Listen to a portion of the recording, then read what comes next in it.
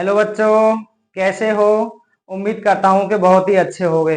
तो प्यारे बच्चों, आज की क्लास में हम आपके लिए लेकर आए हैं मूलरता और मूललता में अंतर। और इसके बाद हम आपको पढ़ाएंगे शक्ति। शक्ति क्या होती है इसके बारे में जानेंगे। इनसे पिछली क्लासों में आप लोगों ने पढ़ा था मूलरता, मूललता, मूलअंश और नॉर्मलता के बारे में। तो आइए आज की क्लास में हम शुरुआत करते हैं। मूलरता और मूललता में क्या अंतर होता है, सबसे पहले हम एक बार रिवाइज कर लेते हैं कि मूलरता कहते किसे हैं। 1 लीटर बिलियन में उपस्थित विलेय के जो मोलों की संख्या होती है उसी को हम क्या कहते हैं? मूलरता कहते हैं। जबकि 1 किलोग्राम विलायक में उपस्थित विलेय के मोलों की जो संख्या होती है उसे हम मोललता कहते हैं। बच्चों क्या कहते हैं? मोललता। मूलरता जो होती है उसमें विलयन के आयतन की प्रधानता होती है, क्योंकि उसमें आयतन होता है। जबकि मूललता में विलायक के द्रव्यमान की प्रधानता होती है। इसीलिए इसीलिए मूलरता पर ताप का प्रभाव पड़ता है। बच्चों किसका प्रभाव पड़ता है? ताप का। अब ताप का प्रभाव कैसे पड़ता है कि सभी बच्चे जानते हैं कि V is proportional to T होता है, यानी आयतन ताप के समानुपाती होता है। तो अगर ताप बढ़ाएंगे तो आयतन बढ़ेगा, है ना।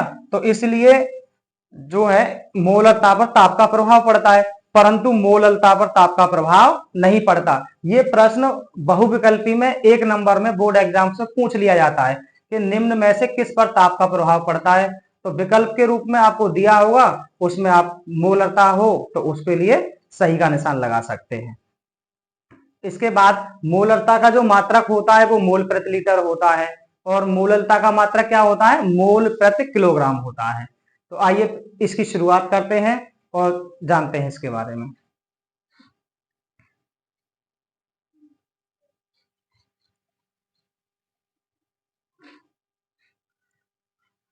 मोलरता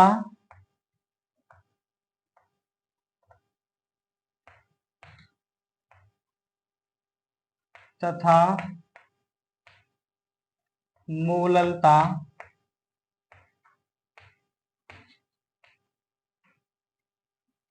में अंतर।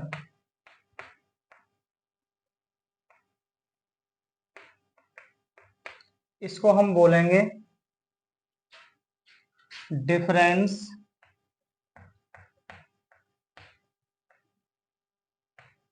Difference between difference between molarity and molality.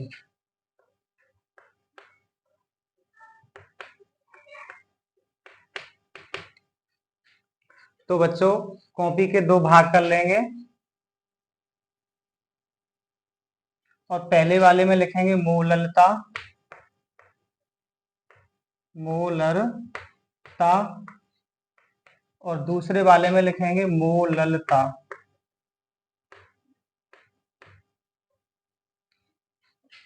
यहां पर हम नंबर 1 लिखेंगे कि यह 1 लीटर बिलियन में उपस्थित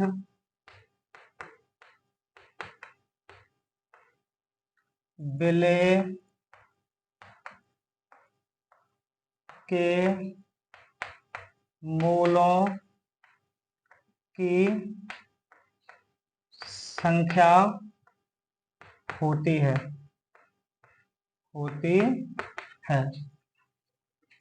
और जबकि इसमें नंबर 1 लिखेंगे बच्चों, जबकि यह 1 किलोग्राम विलायक में उपस्थित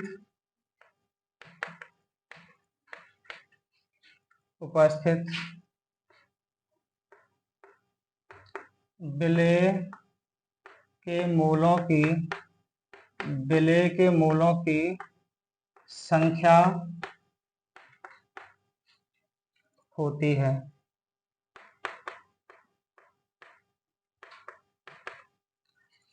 यानी पहला पॉइंट क्या लिखेंगे हम, यह 1 लीटर बिलियन में उपस्थित विलेय के मोलों की संख्या होती है, जबकि यह 1 किलोग्राम विलायक में उपस्थित विलेय के मोलों की संख्या होती है। दूसरा पॉइंट लिखेंगे इसमें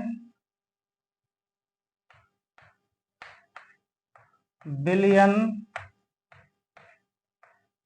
के आयतन की प्रधानता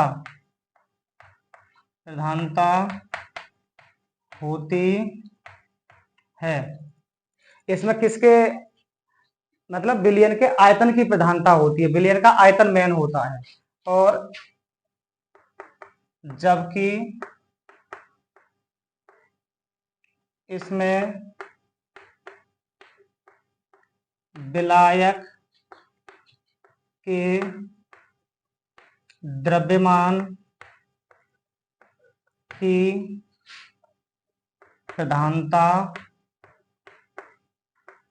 होती है, जबकि इसमें विलायक के द्रव्यमान की प्रधानता होती है। तो फिर जब इसमें आयतन की प्रधानता है तो इस पर ताप का प्रभाव पड़ेगा और इस पर ताप का प्रभाव नहीं पड़ेगा। तो तीसरे स्टेटमेंट में हम लिख सकते हैं कि इस पर ताप का प्रभाव पड़ता है, ताप का प्रभाव पड़ता है। और जबकि इस पर ताप का प्रभाव नहीं पड़ता है, इस पर ताप का प्रभाव नहीं पड़ता है। और चौथे पॉइंट पर लिख देंगे हम इसका मात्रक मोल प्रति लीटर होता है, मोल प्रति लीटर होता है। जबकि इसका मात्रक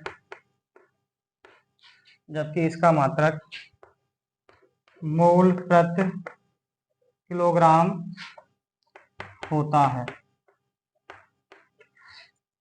मोल प्रति किलोग्राम होता है। बाकी इसमें पॉइंट्स और भी बढ़ा सकते हैं, इसको हम कैपिटल एम से प्रदर्शित करते हैं और इसको स्मॉल एम से प्रदर्शित करते हैं। फिर अगला एक पॉइंट और बढ़ा सकते हैं, जो हमने इसके लिए फॉर्मूला लिखाया है मोलरता के लिए और मोललता के लिए। तो इस प्रकार से 2 पॉइंट और बढ़ सकते हैं। बाकी इतना नोट करिए आप अपनी नोटबुक पर। तो बच्चों अभी आपने समझा मोलरता और मोललता में क्या अंतर होता है। इसके बाद हम पढ़ने वाले हैं शक्ति या सामर्थ्य या स्ट्रेंथ बोलते हैं इसे हम, या फिर ग्राम प्रति लीटर में सांद्रता बोलते हैं। ये क्या होती है, इसकी हमें जरूरत पड़ती है, तो समझते हैं आइए। ग्राम प्रति लीटर में सांद्रता, ग्राम प्रति लीटर में सांद्रता या शक्ति, इसको इंग्लिश में बोलते हैं हम स्ट्रेंथ।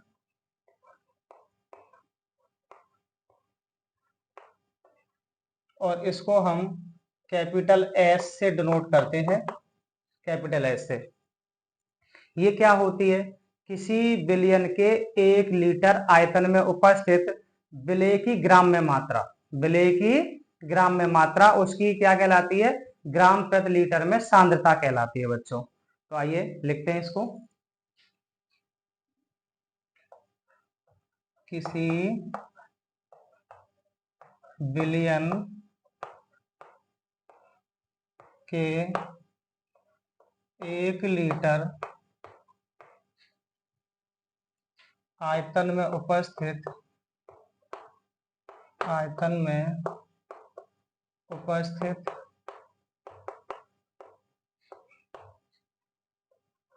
विलेय की ग्राम में मात्रा, विलेय की ग्राम में मात्रा, उसकी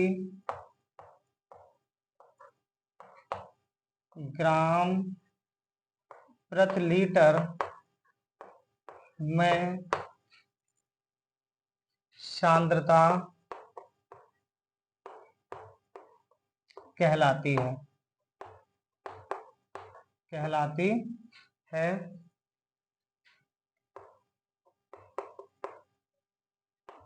इसे S से प्रदर्शित करते हैं। इसे S से प्रदर्शित करते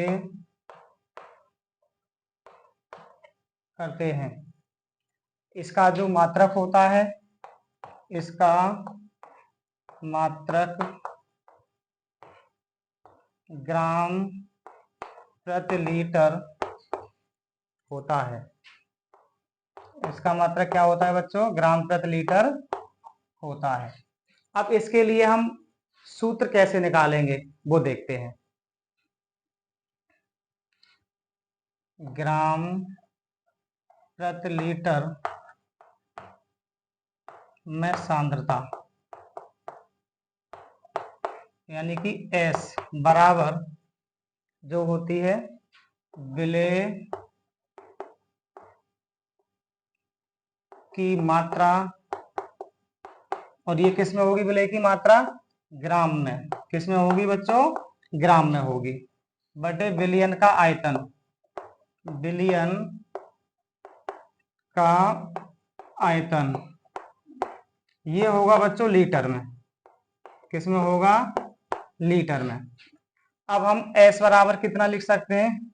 S बराबर विलेय की मात्रा, हमने आपको सिखाया था शुरुआत में कि विलेय की मात्रा को हम WV से प्रदर्शित करते हैं। किससे? WV से। तो विलेय की मात्रा की जगह हम लिख देंगे WV, और बटे विलयन का आयतन क्या होता है बच्चों? V।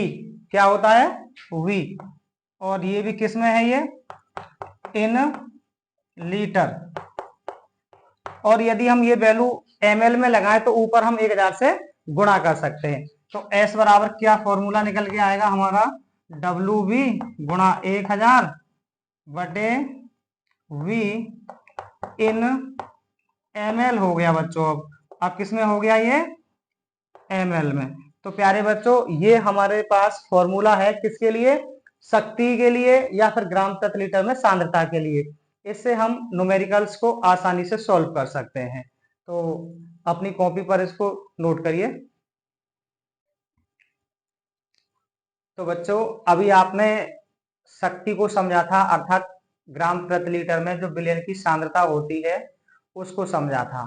अब इस सांद्रता पर न्यूमेरिकल को सॉल्व कैसे करेंगे हम, इसको समझेंगे। तो आइए एक क्वेश्चन पर प्रैक्टिस करते हैं।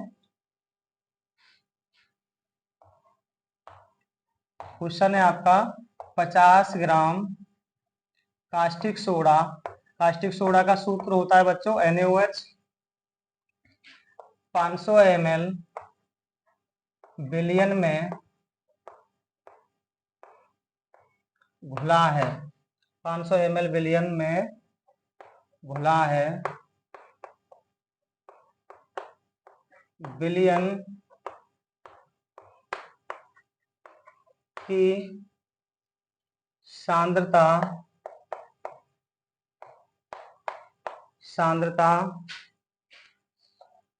ग्राम प्रति लीटर में ज्ञात कीजिए।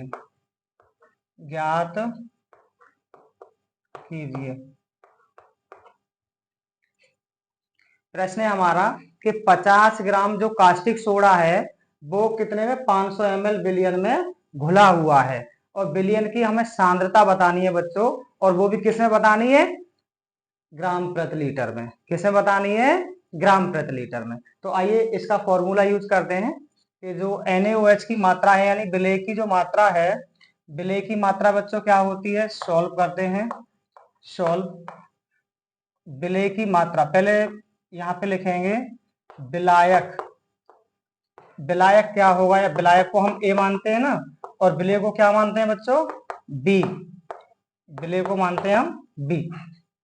तो जब दूसरे पदार्थ का इसमें नाम नहीं दिया हुआ है, तो मैंने आपको समझाया था पिछले लेक्चर में भी कि अगर किसी पदार्थ का नाम दिया हुआ है तो उसके अकॉर्डिंग हम विलेय और विलायक छांटेंगे, और यदि किसी एक पदार्थ का नाम दिया है और दूसरे पदार्थ का नाम नहीं दिया है तो दूसरा पदार्थ उसमें जल होता है बच्चों, उसी के साथ विलयन बनता है।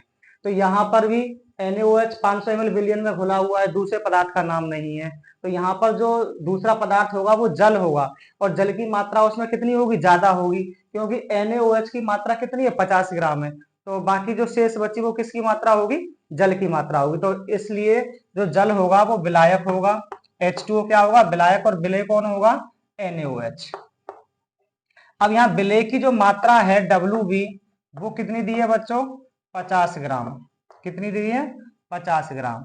इसके बाद जो वॉल्यूम दिया है विलयन का, आयतन दिया है वो 500 ml।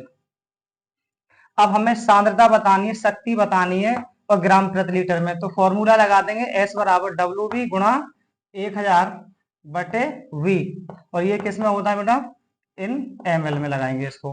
तो S बराबर WB का मान है 50 गुणा, ये 50 है, गुणा 1000 बटे 500, और 500 से अगर हम इसको काटेंगे, 2 बार कटेगा, और 50 का गुणा 2 से करेंगे तो S बराबर आएगा 100 ग्राम प्रति लीटर।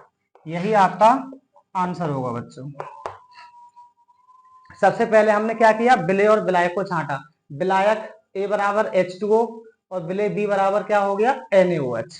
इसके बाद जो NaOH की जो मात्रा है WB जो है 50 ग्राम है। कितनी है, 50 ग्राम, और 500 ml ये विलयन का आयतन है, तो V बराबर 500 ml हो गया। और सांद्रता या शक्ति का सूत्र जो हमने अभी लिखवाया था आपको, वो क्या था, WB गुणा 1000 बट्टे V। अब WB का मान हो गया बच्चों 50, 1000 है, और V का मान 500। तो 500 से जब इसमें 1000 में भाग देंगे तो 2 बार जाएगा, 2 का गुणा 50 से करेंगे तो कितना आ जाएगा, 100 ग्राम प्रति लीटर। इसे नोट करिए अपनी कॉपी में। तो बच्चों अभी आपने पढ़ा शक्ति पर न्यूमेरिकल। अब इसके बाद हमने मोलरता को भी पढ़ लिया है और नॉर्मलता को भी पढ़ लिया है। तो मोलरता और शक्ति में क्या संबंध होता है, और नॉर्मलता और शक्ति में क्या संबंध होता है, आइए इसके बारे में भी बात करते हैं थोड़ी सी। तो हेडिंग डालेंगे बच्चों, मोलरता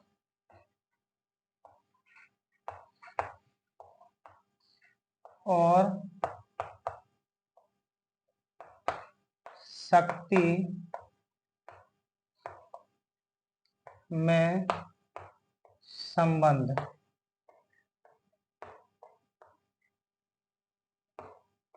मोलरता और शक्ति में संबंध। तो मोलरता और शक्ति में क्या संबंध होता है, देखिए मोलरता का जो फॉर्मूला हमने लिखाया था आपको, M बराबर क्या था, WB गुणा 1000 बटे MB गुणा V। MB गुणा V, V क्या होता है, आयतन। अच्छा, इसको हम मान लेंगे समीकरण फर्स्ट। एंड शक्ति बराबर क्या सूत्र होता है अभी, WB गुणा 1000 बटे V। ये भी ml में होता है, इन ml, और ये भी इन ml। ये समीकरण हो गया आपका बच्चों दूसरा।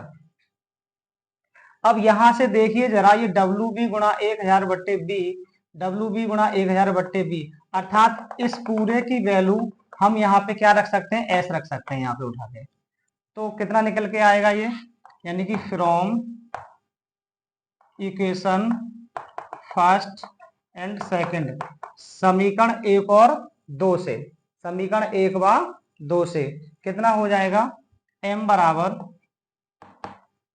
S बट्टे MB। mb क्या है, विलेय का अणुभार। mb क्या है बच्चों, विलेय का अणुभार। अब यहां से अगर हम s बराबर निकालेंगे तो आ जाएगा मोलरता गुणा विलेय का अणुभार। यही संबंध होता है बच्चों शक्ति और मोलरता में। शक्ति और मोलरता में क्या संबंध होता है कि शक्ति बराबर मोलरता गुणा विलेय का अणुभार। अब बात करते हैं कि नॉर्मलता और शक्ति में क्या संबंध होता है। तो नॉर्मलता और शक्ति में भी संबंध की जानकारी देते हैं। चलिए इसको इधर लिख लेते हैं। नॉर्मलता व शक्ति में संबंध। नॉर्मलता व शक्ति में संबंध। तो नॉर्मलता का फॉर्मूला क्या होता है, n बराबर WV गुणा 1000 बटे EV गुणा V इन ml। ये समीकरण हो गया बच्चों फर्स्ट। इसके बाद शक्ति का फॉर्मूला S बराबर वही होगा WV गुणा 1000 बटे V इन ml। ये समीकरण हो गया आपका दूसरा। तो यहां भी कर दो from equation first and second, from equation first and second, समीकरण 1 व 2 से। तो समीकरण 1 और 2 से क्या करेंगे, देखो ये वाली पूरी वैल्यू, इसकी पूरी वैल्यू क्या रखा जाएगी s यहाँ पर, क्योंकि WV गुणा 1000 बट्टे V, WV गुणा 1000 बट्टे V। तो कितना हो जाएगा ये, नॉर्मलता बराबर S बट्टे EV, विलेय का तुल्यांकी भार, विलेय का तुल्यांकी भार। और यदि हम यहां से S बराबर निकालेंगे, S मतलब शक्ति बराबर निकालेंगे तो कितना आएगा, नॉर्मलता गुणा विलेय का तुल्यांकी भार, नॉर्मलता गुणा विलेय का तुल्यांकी भार। तो प्यारे बच्चों इन सबको आप अपनी नोटबुक में नोट करेंगे। तो प्यारे बच्चों आपको समझ में आया होगा नॉर्मलता और शक्ति में संबंध और मोलरता और शक्ति में संबंध। इन सभी संबंध को आप अपनी नोटबुक में अच्छे से लिखेंगे और यदि इनको समझने में कोई समस्या होती है तो वीडियो को एक बार पुनः देखें, जिससे कि आप इसको बहुत ही अच्छे से समझ पाएं।